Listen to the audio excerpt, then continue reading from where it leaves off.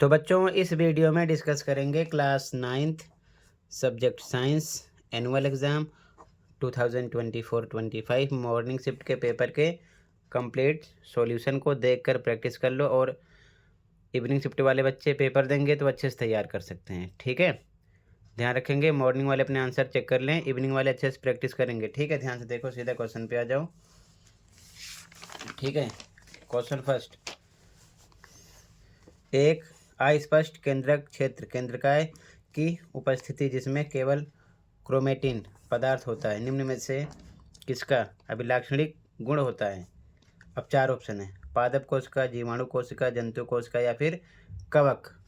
तो जीवाणु कोशिका हो जाएगा, ठीक है। फर्स्ट में बैक्टीरियल सेल। अगला, पादप की परिधि यानी मोटाई में वृद्धि के लिए उत्तरदायी विभेद्योतक कौन सा है। शीर्षस्थ, अंतर्वृष्ट, स्थायी या फिर पार्श्व।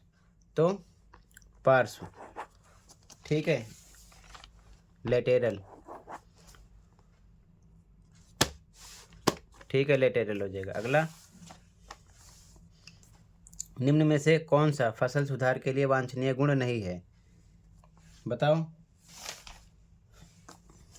तनाव के प्रति सहनशीलता ये है, रोग प्रतिरोधकता ये भी है, उच्च पोषण मूल्य ये भी है, निम्न उत्पादन ये नहीं है, ठीक है। तो नहीं पूछ रहा है, डी करेक्ट है।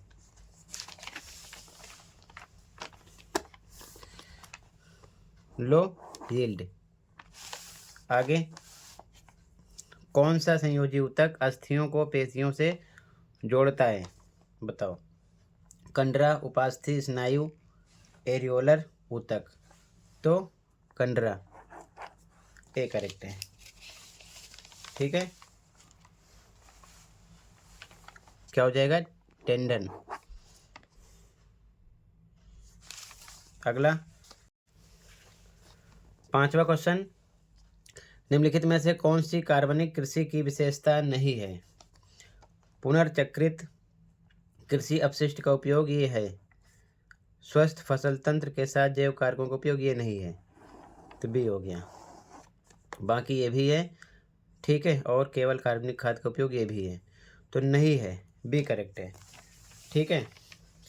यहाँ पर बी करेक्ट हो जाएगा। Use of bio agents with healthy cropping system. अगला, सूक्ष्मदर्शी से देखने पर कोशिकाएं लंबी एवं कोनों पर मोटी प्रतीत होती हैं, यह ऊतक है। तो कोलेनकाइमा। बाकी पैरेनकाइमा, स्क्लेरेनकाइमा पढ़ लेना, इससे भी रिलेटेड क्वेश्चन कर सकते हैं, ठीक है। कोलेनकाइमा सी करेक्ट हो जाएगा यहाँ पर आपका। अगला, मिश्रित मछली संवर्धन के संदर्भ में कौन सा युग्म सही है। तो कटला मध्य क्षेत्र से भोजन लेने वाली ये नहीं है, रोंग है। रोहू सतह से भोजन लेने वाली ये भी रोंग है। मृगल सतह से भोजन लेने वाली ये भी रोंग है। कॉमन कार्प तली से भोजन लेने वाली ये सही है, तो यहाँ पर सही पूछा गया है, डी करेक्ट है, ठीक है। कॉमन कार्प बॉटम फीडर, ठीक है। 7 में आगे असर्शन रीजन वाला क्वेश्चन है, ठीक है। क्वेश्चन नंबर 8, अभिकथन आपका क्या कह रहा है। पादप कोशिकाओं में एक बड़ी केंद्रकीय राजधानी होती है जो जल, पोषक तत्व एवं अपशिष्ट पदार्थ संग्रहित करते हैं, बिल्कुल सही बात है। अगला, कारण कह रहा है कि राजधानियाँ स्फीत बनाए रखती हैं जो कोशिका की कठोरता में सहायक होती हैं, बिल्कुल सही। और ये जो स्फीत बनाए रहती हैं ये कोशिका की कठोरता में सहायक हैं, यही कारण है कि पादप कोशिकाओं में एक बड़ी केंद्र की राजधानी होती है जो जल, पोषक तत्व एवं अपशिष्ट पदार्थ संग्रहित करती है, यानी कारण अभिकथन की सही व्याख्या है। इसकी वजह से ए लगा देंगे यहाँ पर, ठीक है। क्यों, क्योंकि ए और आर दोनों सत्य हैं, आर ए की सही व्याख्या यानी कि स्पष्टीकरण यानी कि एक्सप्लेन कर रहा है, ठीक है। तो 8 में आपका ये भी ट्रू, ये भी ट्रू, रीज़न असर्शन का एक्सप्लेन कर रहा है तो ए लगाओगे, ठीक है। यहाँ पर both A and R true and R is the correct explanation of A, ठीक है। इसके बाद में सभी एमसीक्यू क्वेश्चन डिस्कस कर रहा हूँ। सबसे पहले ध्यान से क्वेश्चन देखो, कंप्लीट आंसर की भी इसी वीडियो में डिस्कस करूँगा।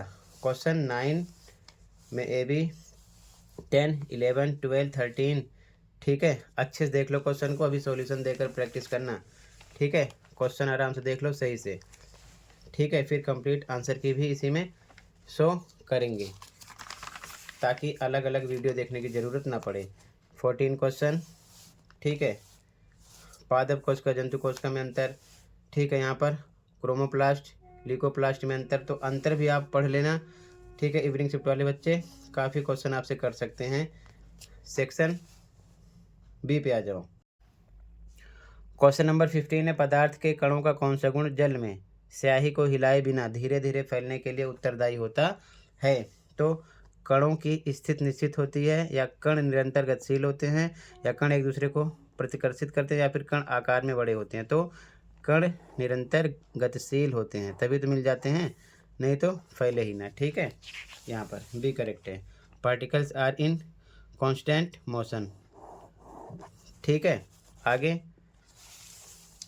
निम्न में से कौन सा युग्म एक वास्तविक विलयन को दर्शाता है? बताओ। दूध एवं रक्त नहीं दर्शाता, स्टार्च विलयन एवं कोहरा नहीं दर्शाता, चीनी का विलयन एवं नमक का विलयन सही है, दर्शाता है। चौक जल मिश्रण एवं धुआं ये नहीं दर्शाता, तो दर्शाता है, सी करेक्ट हो गया, ठीक है। यहाँ पर आपका sugar solution and salt solution, C correct है। अगला, निम्न में से कौन सा डाल्टन के परमाणु सिद्धांत पर अवधारणाओं के अनुसार सत्य नहीं है? ठीक है, तो परमाणु अविभाज्य होते हैं, ये सत्य है। भिन्न भिन्न तत्वों के परमाणु भिन्न भिन्न होते हैं, ये भी सत्य है। रासायनिक अपक्रिया में परमाणुओं का सृजन हो सकता है, ये असत्य है, ऐसा नहीं होता है। और इन्होंने सत्य नहीं वही पूछा है। परमाणुओं के निश्चित अनुपात में संयोग से यौगिक का निर्माण होता है, ये भी सत्य है। तो आपका सी करेक्ट है, क्योंकि ये सत्य नहीं है, ठीक है, सी हो जाएगा, ठीक है। यहाँ पर 17 में आगे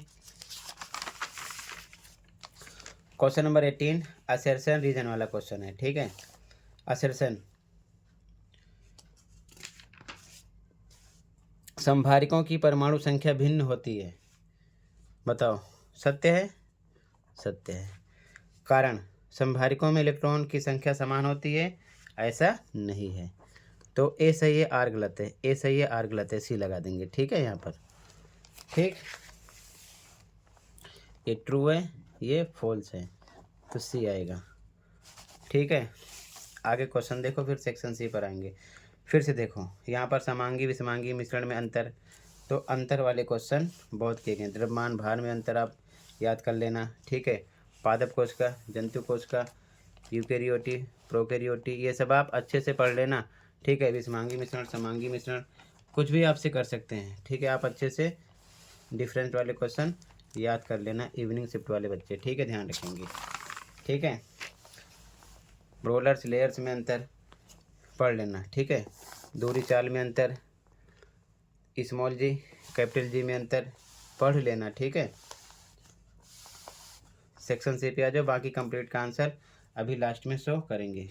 क्वेश्चन नंबर 26, दूरी समय ग्राफ पर समय अक्ष के समानांतर क्षैतिज रेखा दर्शाती है, क्या दर्शाती है? एक समान दूरी, मंदन, त्वरण गति, या फिर विरामावस्था, तो विरामावस्था, ठीक है।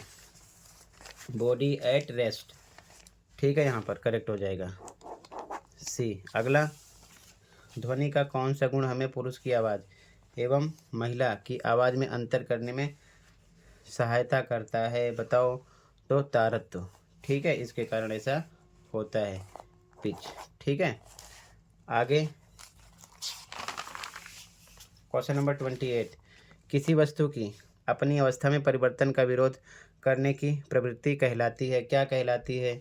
बताओ। बल, संवेग, जड़त्व, त्वरण, तो जड़त्व, ठीक है, सी करेक्ट हो जाएगा यहाँ पर, ठीक है, सी करेक्ट हो जाएगा।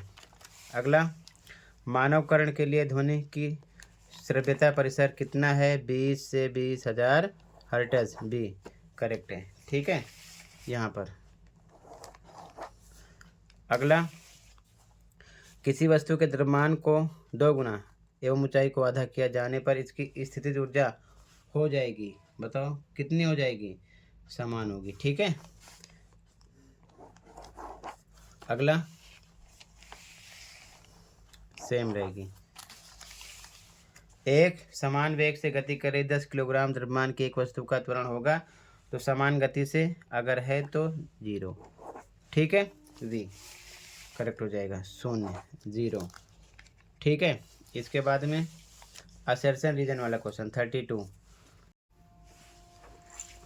क्वेश्चन नंबर 32 में अभिकथन है सार्वत्रिक गुरुत्वाकर्षण स्थिरांक का मान ब्रह्मांड में प्रत्येक जगह एक समान रहता है। बताओ, रहता है, सही बात है। कारण कैपिटल जी केवल वस्तुओं के द्रव्यमान एवं उनके बीच की दूरी पर निर्भर है, ऐसा नहीं है। तो ए सही है, आर रोंग है, तो ए सही है, आर रोंग है, सी लगाएंगे। ठीक है, सी हो गया।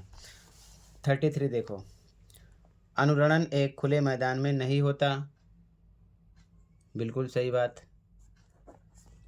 खुले मैदान में ध्वनि परावर्तित होकर वापस नहीं आती, बिल्कुल सही। और यही कारण है कि अनुरणन खुले मैदान में नहीं होता, तो इसका एक्सप्लेन भी कर रहा है, ए लगाएंगे। ठीक है, दोनों सही है, आर ए की व्याख्या कर रहा है। ठीक है, तो सी में 32 में सी हो जाएगा, ये ट्रू है और ये फॉल्स है, और यहाँ पर दोनों ट्रू हैं और एक्सप्लेन भी कर रहा है, तो ए लगा देंगे। ठीक है, 33 में।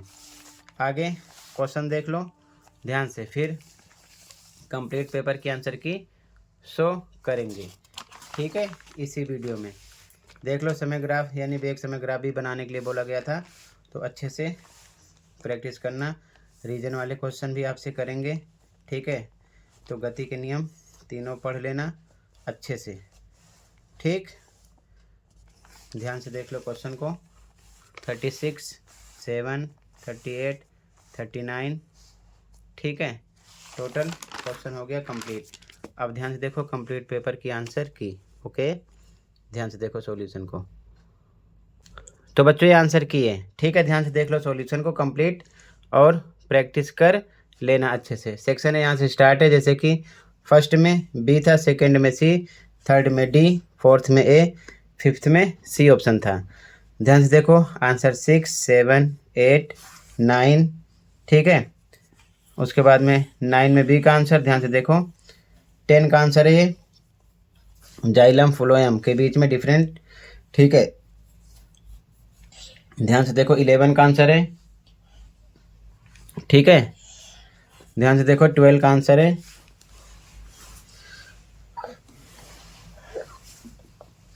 13 का आंसर है।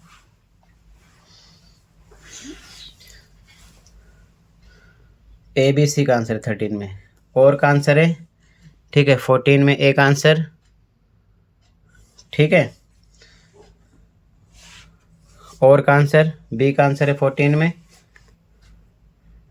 ठीक है, सेक्शन बी स्टार्ट हुआ, आंसर नंबर 15, 16, 17, 18, 19।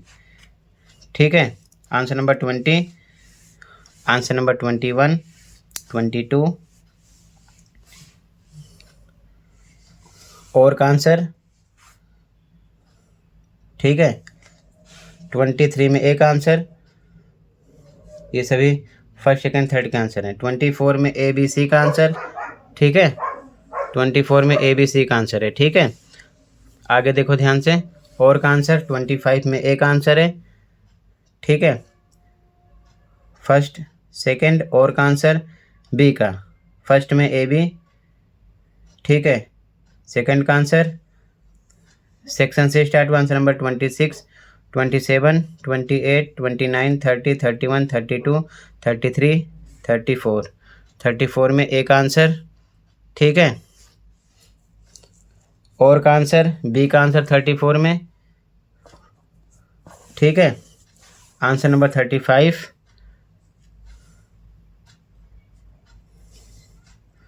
Answer number 36।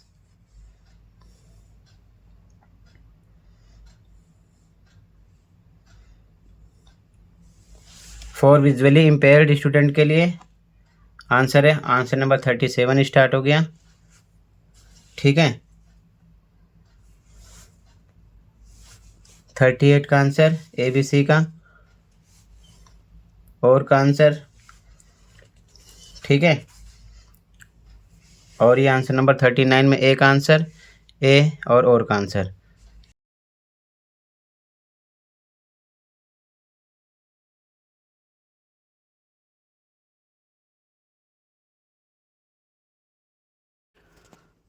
तो अच्छे से बच्चों प्रैक्टिस कर लो, कहीं पर कोई डाउट है कमेंट कर सकते हो। मिलते हैं अगली वीडियो में। Thank you for watching and take care.